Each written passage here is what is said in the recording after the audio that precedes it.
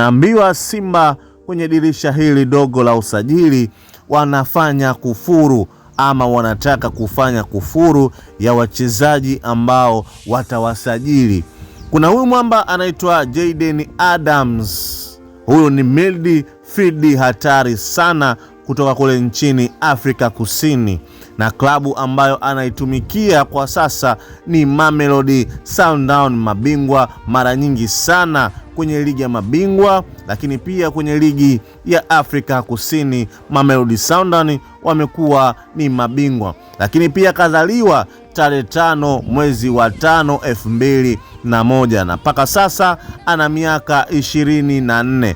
Mpaka hapa utakuwa umeamini kwamba Simba wanafanya usajili wa wachezaji wadogo, hawataki wachezaji wenye umri mkubwa. Kama nilivyosema kwenye video iliyopita, nilisema kwamba Simba wachezaji wanaowachukua ni kuanzia miaka 20 kwenda juu mpaka miaka 27, haizidi kwenda juu labda 28, 29, 30. Hapana, kwa sababu energy yao itakuwa imeshachoka. Lakini ukiwachukua kwanza kiwango hichi, damu zinachemka, basi utapata matokeo mazuri sana. Ndicho kitu ambacho Simba wanakifanya kwenye dirisha hili dogo la usajili. Wanachukua kama midfield kama huyu, ni hatari sana na pia damu imechemka. Tumeona kwenye mechi kadhaa za Mamelodi amekuwa akipata nafasi, lakini msimu uliopita sikumuona sana kwenye kikosi cha Mamelodi Sundowns akicheza. Mara nyingi alikuwa anawekwa benchi kutokana Mamelodi bwana ni timu ambayo ina wachezaji wakali na ni wa bei kubwa sana. Ukichukua mchezaji basi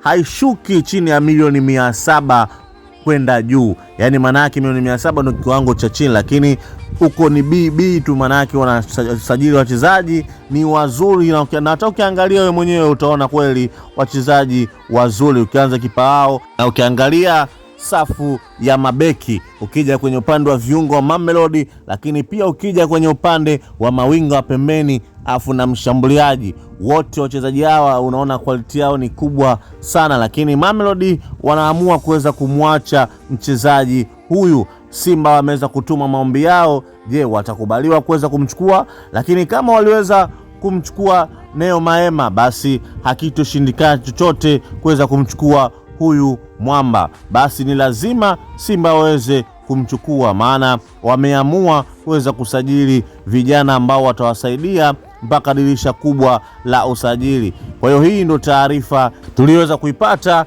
hivi punde kuhusiana na bwana mdogo Jayden Adams, midfield for Mamelodi Sundowns, anataka kutua kwenye klabu ya Simba ama kwenye ardhi ya Tanzania, kwenye ligi ya Tanzania.